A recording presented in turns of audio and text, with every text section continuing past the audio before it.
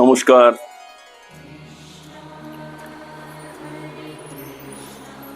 আধ্যাত্মিকতায় আধ্যাত্মিক আলোচনায় আমি মায়ের ছেলে। ইতিহাস, তুমি কথা কও, কথা কও। পৌষ মাসের রাত, গাছে গাছে জল ভেজা কুয়াশার চাদর, ঠান্ডা হুহু হাওয়ায় ভেসে আসছে নদীর দিক থেকে।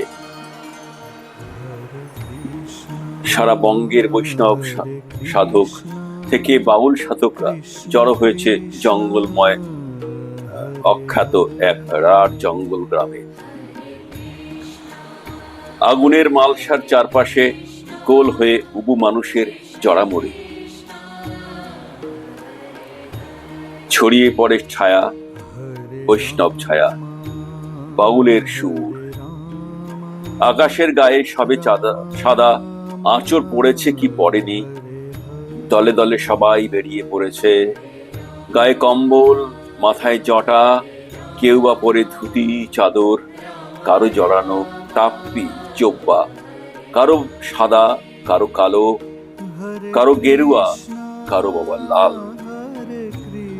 চলেছে সব, বাজছে নানা বাদ্য। এক চিত্র বিচিত্র রঙিন শোভাযাত্রা চলেছে জঙ্গলের ভিতর দিয়ে, কুটিরের পাশ দিয়ে, ঘাস পথে। সামনে চলেছে ফর্সা, দীর্ঘদেহী, সুঠাম, উজ্জ্বল, স্বাস্থ্যময় এক তরুণ।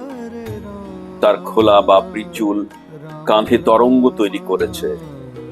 ভাবাবেগে তার আয়ত চোখ অর্ধ নিমীলিত। তার নিমন্ত্রণে আজ জড়ো হয়েছে বাংলার সন্ত, সাধু, ফকির, বাউলরা।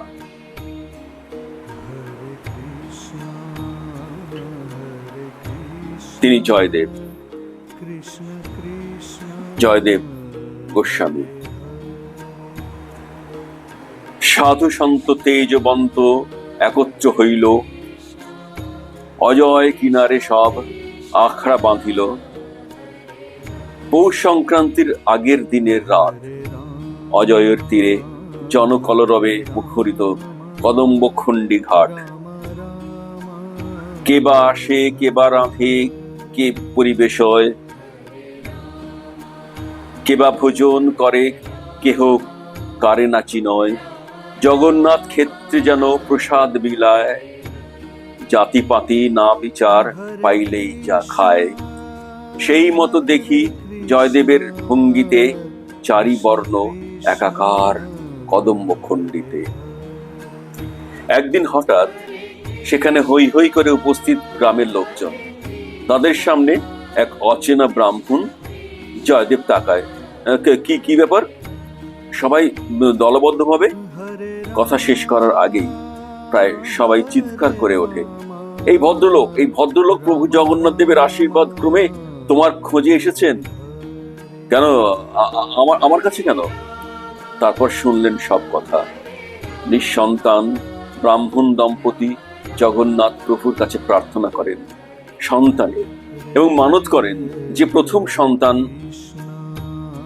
তারা জগন্নাথ দেবের সেবায় দান করবেন। এক অসামান্য সুন্দর কন্যা সন্তানের জন্ম হয়। ওই কন্যাকে তারা জগন্নাথ দেবের কাছে সমর্পণ করতে নিয়ে যান জগন্নাথ ধাম পুরীতে। কিন্তু প্রভু বলেন, কেন্দুবিল্ল নামে এক গ্রাম, অজয় নদীর ধারে মোর এক ধাম। পুরাতন তীর্থ সেই এবে লুপ্ত হইল, তাহার মহিমা কিছু লোকে না জানিল। যেই হেতু সেই ধাম উদ্ধার লাগিয়া, মোর অংশে দ্বিজ রূপে জন্ম নিল গিয়া। জয়দেব নাম তার নবীন যৌবন, হরি নামে মত্ত সদা আশ্রুত লোচন। এই জয়দেবের হাতেই পদ্মাবতীকে সমর্পণ করতে বলেছেন জগন্নাথ দেব স্বয়ং। জয়দেব বললেন, প্রভু যদি আমাকে আদেশ দেন তবেই আমি পদ্মাবতীকে বিবাহ করব। সেই রাতে জগন্নাথ স্বয়ং জয়দেবের স্বপ্নে উদয় হয়ে বললেন, তুমি আমি এক দেহ ভিন্ন কভু নয়, কন্যা বিভা কর মনে না করিহ ভয়। পদ্মাবতী লক্ষ্মী অংশ জনম ইহার, তোমার লাগিয়া কন্যা হইল অবতার। জয়দেব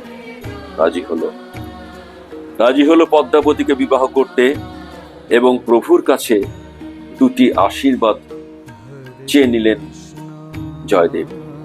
প্রথম আশীর্বাদ, কৃষ্ণলীলা সম্পর্কিত গ্রন্থ রচনা। দ্বিতীয়, রাধাকৃষ্ণের বিগ্রহ স্থাপন করা। স্বপ্নাদেশে অজয় স্নান করতে গিয়ে হাঁটু জলেই লাভ করেন রাধাকৃষ্ণ বিগ্রহ। ওই বিগ্রহ প্রতিষ্ঠিত হয় ব্রহ্ম মুহূর্তে, সম্পন্ন হয় পদ্মাবতীর সঙ্গে বিয়ে। রাধাকৃষ্ণ প্রেমে বিভোর দম্পতি। জয়দেব রোজ মধ্যরাতে উঠে পুজো করে লিখতে বসেন গীত গোবিন্দ, আর ব্রহ্ম মুহূর্তে যায় গঙ্গা স্নানে। সেই সময় মা গঙ্গার সাক্ষাৎ পায় জয়দেব। মা গঙ্গা আশীর্বাদ করে বলেন যে সে নিজে আসবে অজয়ের জলে উজানে, যাতে জয়দেবের ক্লেশ কমে। প্রমাণ হিসেবে পৌষ সংক্রান্তির ব্রহ্ম মুহূর্তে গঙ্গা আসবে অজয়ের জলে। গঙ্গা নিজেই দেখা দেবেন। জয়দেবের পিছনে বহু সাধক, বাউল, সন্ত দাঁড়িয়ে আছে। পৌষ সংক্রান্তির ব্রহ্ম মুহূর্তে অজয়ের তীরে হেনকালে দুই বাহু শঙ্খ উত্তোলন, কদম্ব খণ্ডীর ঘাটে তিলা দর্শন। চারিপাশে হরিবোল হরিবোল ধ্বনি, বেজে উঠল শঙ্খ অযুত, বেজে উঠল শিঙা। অজয়ের জল হঠাৎ স্থিত হয়ে উঠল, গঙ্গা এসেছে উজানে। এই ব্রহ্ম মুহূর্তে স্নান করে পুণ্য অর্জন করলো উপস্থিত সকলে। এই বিশ্বাস এখনো বহমান যে মহেন্দ্রক্ষণে গঙ্গা এসে মেশে অজয়ের সঙ্গে, ফলে জল বেড়ে ওঠে। পুণ্য স্নান, গঙ্গা স্নান আজও হয়ে চলেছে। রচনা মধুমিতা, তথ্যঋণ রজত চক্রবর্তী।